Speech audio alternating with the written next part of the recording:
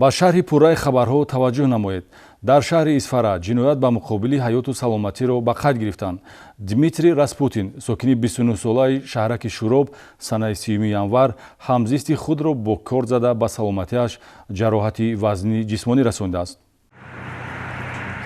мақомоти милитсияи шаҳри Исфара нисбати шаҳрванд Распутин Дмитрий Александрович соли таваллудаш 1993 истиқоматкунандаи шаҳраки Шуроб тибқи талаботи моддаи 110 кодекси ҷиноятӣ қасдан расонидани зарари вазнин ба саломатӣ парвандаи ҷиноятӣ оғоз намуд.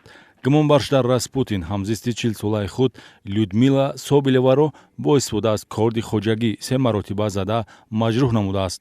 ҳодисаи ҷиноятӣ санаи 3 январ тахминан соати 1:30 дар ҳуҷраи Людмила Собелева воқеъ дар суроғаи шаҳраки Шуроб, кӯчаи 40-солагии Тоҷикистон, бинои рақами 26, ҳуҷраи 22 ба вуқӯъ пайваст.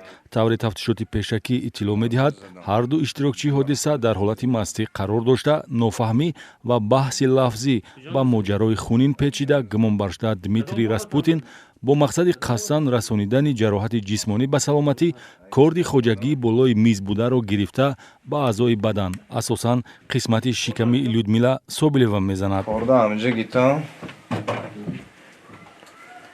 Дамҷа задам. 2 маротиба дамҷа задам. Кадом ҳолатанда задӣ? Ҳолати мастӣ монда. Ҳоли мастӣ буд?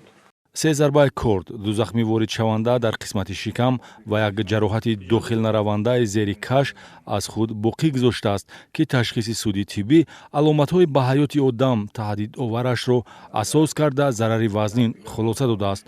бо оғоз гардидани парвандаи ҷиноятӣ нисбати гумонбаршуда Дмитрий Распутин чораи пешгирӣ дар намуди ҳабс татбиқ шуда тафтишоти пешакӣ идома дорад.